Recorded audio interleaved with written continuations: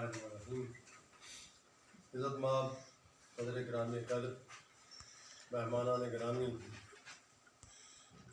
اور حال میں بیٹھے ہوئے علم و ادب سے وابستہ اہم شخصیات، السلام علیکم۔ آج جس کتاب کی رونمائی ہو رہی ہے، میں سمجھتا ہوں یہ حق ہمارا بنتا تھا اور ہم سے سبقت لے گئے جناب حنیف صاحب پیاری صاحب،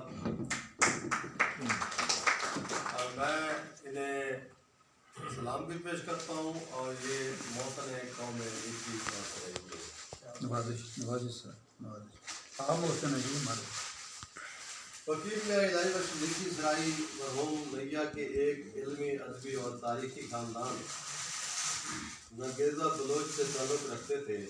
آپ ایک حاذق حکیم اور سلسلہ سرائی کے پیر بھی تھے۔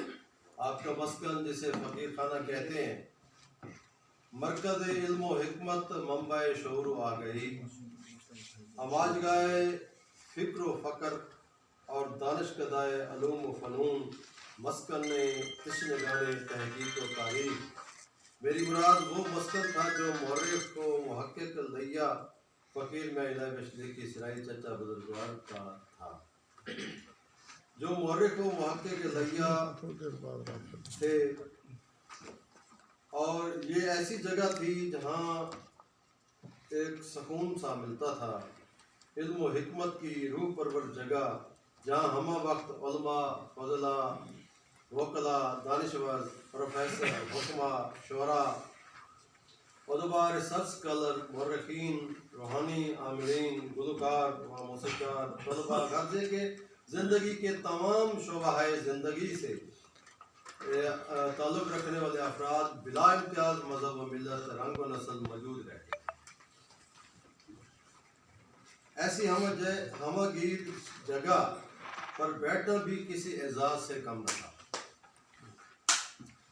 مجھے یاد ہے 80 کی دہائی میں جب میں کالج کا اسٹوڈنٹ تھا، اسی فقیر خانے کے علمی ادبی ماحول کا اثر مجھ پر ایسا ہوا کہ مجھ میں بچپن سے چھپا قلم کار شاعر اور صلاحیتوں سمیت عیاں ہونے لگا۔ یہ عرصہ تھا جب زندگی اپنے نئے مفاہیم کے ساتھ مجھ پر آشکار ہو رہی تھی۔ درس محبت، اخلاقیات، باہمی خلوص و مروت، انسان دوستی، آداب محفل، علم پرستی، نفرتوں سے نفرت، رموز حیات کے نئے اور نت نئے انداز کے ساتھ میری ہستی کا حصہ بڑھ گئے۔ دھیرے دھیرے علم پرور روح افزا ماحول نے زندگی کی کایا پلٹ دی اور پھر دھوپ سائے کا اعتبار ٹھہری۔